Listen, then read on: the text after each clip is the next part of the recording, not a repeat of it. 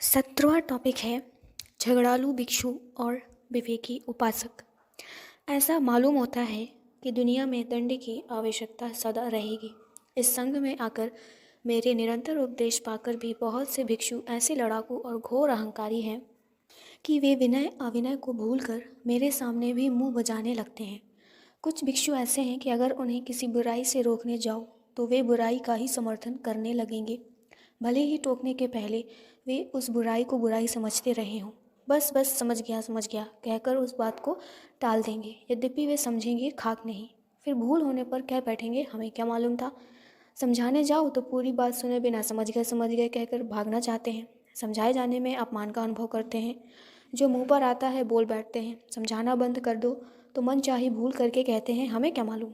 कभी शब्दों से विनय प्रकट करते हैं पर स्वर से महान अविनय प्रकट करते हैं। मुंह बिगाड़ते हैं, कभी दिल नहीं खोलते। जो किसी के सामने अपना दिल नहीं खोल सकता वह किसी से अपना सुधार कराना चाहे तो यह असंभव है। ना उसका मन पवित्र हो सकता है, ना वह निर्भय बन सकता है, ना विश्वसनीय हो सकता है।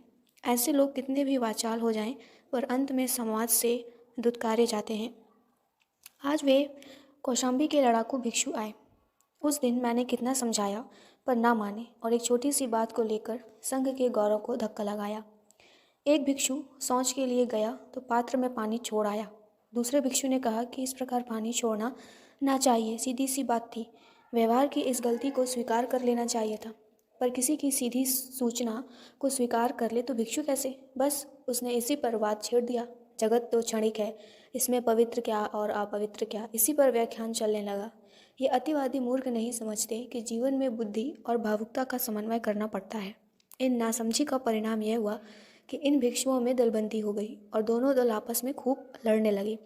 मेरे पास समाचार आया तो मैं समझाने गया, पर वे बोले आप धर्म स्वामी हैं तो आराम से रहें, हमारे बीच में ना पड़ें, हम स्वयं निपट लेंगे। उनकी यह उद्दंडता देखकर मुझे आश्चर्य तो हुआ, पर जगत का स्वरूप विचार करके मैंने मन को सांत्वना दी। उनको समझाना व्यर्थ था। बहुत से प्राणी ऐसे होते हैं कि वे ठोकर खाकर ही ठिकाने आते हैं। इसके पहले उन्हें समझाओ तो वे नहीं समझते। समझने की भावना जब तक ना आ जाए तब तक समझना व्यर्थ है। इतना ही नहीं बल्कि ऐसे लोगों को समझाने से उनकी जड़ता बढ़ती है अथवा वे वक्त जड़ हो जाते हैं। इसीलिए मैंने उन्हें ना समझाया। इतना ही नहीं मैंने उन्हें लड़ते झगड़ते छोड़कर कौशाम्बी से चला आया। मेरे चले आने पर कौशाम्बी के उपासकों को बहुत बुरा लगा। उनने भिक्षुओं के पास आना जाना बंद कर दिया, मिलना जुलना बंद कर दिया, भिक्षा देनी भी बंद कर दी। तब इनकी अकल ठिकाने आई और अब अपने पाप का प्रायश्चित करने के लिए कौशाम्बी से श्रावस्ती तक मेरे पास दौड़ आ रहे हैं। मैं सोचता हूँ जब इन गृह त्यागी भिक्षुओं को भी नीति पर चलाने के लिए इतनी कड़ाई की आवश्यकता है, तब साधारण जनता का तो कहना ही क्या है। इससे कहना पड़ता है कि उपदेश और दंड दोनों की आवश्यकता है, पर दंड पशुता की निशानी है। मनुष्य और पशु में मुख्य अंतर है तो यही है कि मनुष्य बुराई को स्वयं समझता है या संकेत मात्र में समझता है और दूर करता है, जबकि पशु समझता तो है नहीं, विवश होकर दूर रहता है या उसे रहना पड़ता है। कौशाम्बी के भिक्षुओं का पश्चाताप ऐसा ही है। अब वे बहुत पश्चाताप करके भी उसके वास्तविक फल से वंचित रहेंगे। पहले वे थोड़े पश्चाताप से भी इससे असंख्य गुणा फल पा सकते थे। मेरा स्नेह और जनता की भक्ति संपादन कर सकते थे, इसमें संदेह नहीं। मन का असंयम परलोक में ही नहीं इसी लोक में भी फल देता है। इस घटना से एक बात यह भी मालूम होती है कि उपासक वर्ग अगर विवेकी हो तो भिक्षु संघ में विकार आना कठिन हो जाता है। मेरा भिक्षु संघ तब तक सच्चा भिक्षु संघ रहेगा जब तक उपासक वर्ग कौशाम्बी के उपासक वर्ग की तरह विवेकी रहेगा। 18वां अध्याय है 4 प्रकार के दंपत्ति। आज कुछ दंपत्ति मेरे पास आए और प्रणाम करके उसने कुछ चर्चा करनी चाहिए। तब मैंने पूछा आप लोग किस जाति के दंपत्ति हैं? उनमें से कोई बोले हम ब्राह्मण हैं, कोई बोले हम क्षत्रिय हैं, कोई बोले हम वैश्य हैं, कोई बोले हम शूद्र हैं। मैंने कहा ये मनुष्य के भेद नहीं हैं, ये जीविका के भेद हैं। इनसे किसी का अच्छापन बुरापन या पात्रता अपात्रता का पता नहीं लगता। दंपत्ति के विषय में यह देखना चाहिए कि शव दंपत्ति कौन है, शव प्रतीक दंपत्ति कौन है, शव पत्नीक दंपत्ति कौन है और जीवित दंपत्ति कौन है।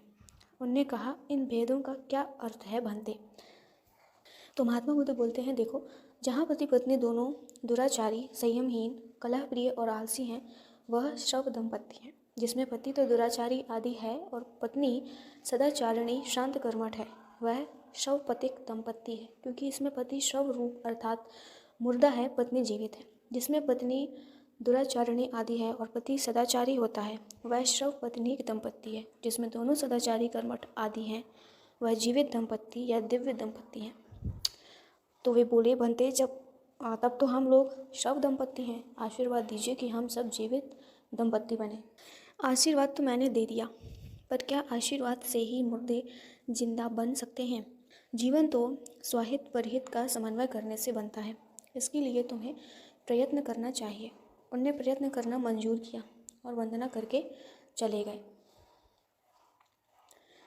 19वां अध्याय है ज्येष्ठता का रूप। जिस ब्राह्मण ने इस नगर में आने के लिए निमंत्रण दिया था, उसका अब मुंह भी नहीं दिखाई देता। भोजन के अभाव में भिक्षु संघ की काफ़ी दुर्दशा हुई है। इस नगर में भिक्षुओं को कोई भिक्षा तक नहीं देता। भिक्षु घुड़सार में जाकर घोड़ों का दाना लाते हैं और ऊखल में कूट कूट कर खाते हैं। मेरे लिए भी आनंद थोड़े से दाने कूट देता है। मैं तो संतुष्ट हूँ, पर यह भिक्षु भी असंतुष्ट नहीं है। यह विपत्ति किसी भी कारण से आई हो, पर इसका फल अच्छा है। भिक्षुओं की अच्छी परीक्षा हो रही है। ऐसे अवसर पर जो भिक्षु संघ में टिकेंगे, वे ही कुछ अपनी और दुनिया की भलाई कर जाएंगे। विपत्ति ही तो मनुष्य की सच्चाई की कसौटी है। पीछे तो एक दिन ऐसा आएगा जब इन भिक्षुओं को राजाओं से भी बढ़कर भोजन मिलेगा, पर उस समय तो ये मोघ पुरुष हो जाएंगे। आज जो भिक्षु अनाज कूट कूट कर खा रहे हैं, वे ही संघ की जड़ को गहराई तक पहुंचा रहे हैं। वे अमर होंगे और उनसे संघ अमर होगा। प्रसन्नता की बात यह है कि इस विपत्ति से भिक्षु दुखी नहीं है। अगर दुखी से दुखी हो जाए तो वह भिक्षु कैसा, सेवक कैसा? इस कसौटी में से हर एक सेवक को पार होना ही पड़ता है। जगत सच्चाई को जल्दी नहीं पहचानता। जीवन में अगर वह किसी को पहचान ले तो समझो जल्दी पहचान लिया, नहीं तो साधारणतः वह मरने के बाद ही सच्चे सेवक को अच्छी तरह पहचान पाता है। दुनिया का एक बंधा हुआ माप होता है, पर क्रांतिकारी उस माप को ही बदलना चाहता है। पहले पहले दुनिया उसे अनुत्तीर्ण समझती है, बाद में जब वह क्रांतिकारी के माप को मान लेती है तब उसे स्वीकार करती है। तब वह क्रांतिकारी सेवक अजीवित हो या मर चुका हो, दुनिया उसे पूछती है। मेरे संघ की भी यही हालत होगी। अभी वह दुनिया के माप में अनुत्तीर्ण हो रहा है। जो इस समय टिके हुए हैं, जिन्हें सहन करने का मज़ा आ रहा है, उन्हीं की कमाई पर आगे की दुनिया अमर फल चखेगी। कल की चिंता आज शांत हो गई। वह रंजक ब्राह्मण आज आया और आते ही उसने शिकायत की कि इस नगर के जो वृद्ध ब्राह्मण अच्छे अच्छे विद्वान आपके पास आते हैं, उन्हें आप नमस्कार क्यों नहीं करते, उनके लिए उठकर खड़े क्यों नहीं होते। उसकी शिकायत सुनकर मैं समझा कि शायद इसीलिए विरंजा में मेरे संघ के विरोध का आंदोलन किया गया है और इसी से संघ को भिक्षा नहीं मिलती है। ब्राह्मणों की महत्ता को धक्का लगा है और उन्हीं ने जनता को मेरे संघ पर उपेक्षा करने के लिए तैयार किया है। खैर, मन की इस बात को दबाकर मैंने उस ब्राह्मण से पूछा, तुम मुझसे अभिवादन करने के लिए क्यों कहते हो? क्योंकि ब्राह्मण आपसे ज्येष्ठ है। किस बात में ज्येष्ठ है? और किस ही बात में ज्येष्ठ हो या ना हो, पर उम्र में तो ज्येष्ठ है। देखो, एक मुर्गी के बहुत से अंडे हैं जो अच्छी तरह सेवित हैं। उनमें से एक अंडा फूटा और उसका बच्चा बाहर निकल आया, तो वह बच्चा बाकी अंडों की अपेक्षा ज्येष्ठ होगा या कनिष्ठ? ज्येष्ठ होगा। तो बस जो लोग अविद्या के बंधन में बंधे हैं, उनकी अपेक्षा वह ज्येष्ठ है जो अविद्या के अंडे को फोड़कर बाहर निकल आया है। ब्राह्मण, अब तुम समझे कि मैं उन्हें क्यों अभिवादन नहीं करता हूँ। समझ गया बंटी। अब मुझे क्षमा करें और संघ सहित आपका मेरे यहाँ निमंत्रण है, सो आप स्वीकार करें। मैंने निमंत्रण स्वीकार किया और ब्राह्मण चला गया। जगत में आज कहीं धन की पूजा है, कहीं जाति की पूजा है, कहीं अधिकार और पशुबल की पूजा है, पर सत्य और संयम की पूजा कहीं नहीं है। दुनिया अभिमान वश, अज्ञान वश सत्य और संयम को जाति के आगे या धन या अधिकार के आगे झुका चाहती है, पर मैं ऐसा नहीं करने देना चाहता हूँ। इसे दुनिया मेरा अहंकार समझती है। दुनिया के इस भोलेपन पर मुझे दया आती है। 20वां अध्याय या टॉपिक है ब्राह्मणों की महत्ता का विरोध। आज श्रावस्ती में आए हुए 500 ब्राह्मणों ने अश्वलायन को अपना प्रतिनिधि बनाकर वाद विवाद के लिए भेजा। मैं चारों वर्णों की शुद्धि करता हूँ, इसी पर उन्हें आपत्ति थी। अश्वलायन ने आकर मुझसे कहा, ब्राह्मण ही ज्येष्ठ है, ये ब्रह्मा के औरस पुत्र हैं, वे अन्य वर्णों से अलग हैं, उनकी बराबरी कोई नहीं कर सकता। मैंने कहा, ब्राह्मणों की स्त्रियां भी अन्य स्त्रियों की तरह ऋतुमती होती हैं, उसी तरह संतान प्रसव करती हैं। फिर ब्राह्मणों में क्या विशेषता है? यह ठीक है, फिर भी ब्राह्मण जैसे स्वर्ग के अधिकारी हैं वैसे दूसरे नहीं। तो क्या अश्वलायन तुम यह समझते हो कि चोरी, झूठ, व्यभिचार, हत्या आदि से जिस प्रकार दूसरे वर्ण के लोग नरक जाते हैं उस प्रकार ब्राह्मण न जाएंगे? नहीं, ऐसी बात तो नहीं है गौतम। पापी ब्राह्मण भी उसी तरह नरक जाएंगे। इस दृष्टि से ब्राह्मण में विशेषता नहीं है, पर इतनी बात अधिक है कि वह धर्मात्मा अधिक होता है। अच्छा, तो अश्वलायन, क्या तुम यह समझते हो कि हत्या, झूठ, चोरी, व्यभिचार आदि का त्याग ब्राह्मण ही करता है, दूसरा नहीं? यह बात भी नहीं है गौतम, त्याग तो सभी करते हैं, फिर भी ब्राह्मण संतान में जो वंश परंपरा से विशेषता है वह दूसरे में नहीं है। अच्छा, जैसे घोड़ी और गधे के संबंध से खच्चर पैदा होता है, उसी प्रकार ब्राह्मणी तथा ब्राह्मणेतर के संबंध से कोई अलग जाति का प्राणी पैदा होगा? यह बात भी नहीं है गौतम, ऐसा कोई अंतर ना होगा, पर संस्कार विधि का अंतर तो रहता है। अच्छा, एक ब्राह्मण ऐसा है जिसकी उपनयन आदि संस्कार विधि हुई है, पर वह दुराचारी है, पापी है। और एक आदमी का उपनयन संस्कार नहीं हुआ है, पर वह सदाचारी और पुण्य आत्मा है। तब तुम किसे महत्तम दोगे ब्राह्मण? तो सदाचारी पुण्यात्मा को ही महत्व देना होगा। अब सोचो, मेरी चतुर्वर्णी शुद्धि में और तुम्हारे कहने में क्या अंतर रहा? आचार से ही मनुष्य की शुद्धि अशुद्धि का पता लगता है, अन्यथा क्या कोई देखने जाता है कि मेरी माता का संबंध किससे हुआ है, या माता मही आदि 7 पीढ़ियों में कभी किसी का संबंध दूसरे से नहीं हुआ? नहीं बनते, कोई नहीं जानता। तब फिर वंश परंपरा का अभिमान क्यों? तब तो सभी की शुद्धि करना चाहिए, जो शुद्ध हो जाए वही अच्छा। मानता हूँ भंते, अब आप मुझे अपना उपासक समझें। अश्वलायन चला गया, इसमें संदेह नहीं। अश्वलायन में शुद्ध जिज्ञासा थी, इसीलिए वह सत्य को समझ सका। 21वां अध्याय या टॉपिक है दिशा पूजन। आज मैं राजगृह में भिक्षा के लिए गया तो मैंने देखा कि एक गृहस्थ गीले कपड़े पहने हुए पूर्व, पश्चिम, उत्तर, दक्षिण, ऊपर नीचे सब दिशाओं को नमस्कार कर रहा था। बेचारा खुद भी नहीं समझता था कि दिशा पूजन क्यों किया जाता है। बाप दादों की रीति मानकर पूजन कर रहा था। इस प्रकार के अर्थशून्य क्रियाकांड मनुष्यों की शक्ति व्यर्थ नष्ट करते हैं, बल्कि इनसे धर्म के विषय में वृथा संतोष होता है। धर्म तो कुछ होता नहीं है और लोग समझ लेते हैं कि हमने धर्म किया। इसके अपेक्षा यह अच्छा है कि लोग वह सब कुछ ना करें, कम से कम उन्हें इतना भान तो होता रहेगा कि हम धर्म नहीं कर पाते। धर्म के नाम पर व्यर्थ के क्रियाकांड से लाभ तो कुछ होता नहीं, साथ ही उसके भरोसे पाप को उत्तेजन मिलने लगता है। लेकिन अगर लोगों से यह कहा जाए कि इसमें कुछ लाभ नहीं है, इसीलिए तुम छोड़ दो, तो वह अच्छी से अच्छी और सीधी से सीधी बात भी ना समझेंगे, समझकर भी पसंद ना करेंगे। इसीलिए मैंने उसे समझाने के लिए दूसरा ढंग निकाला। मैंने उससे कहा, तुम 6 दिशाओं की पूजा किस लिए करते हो?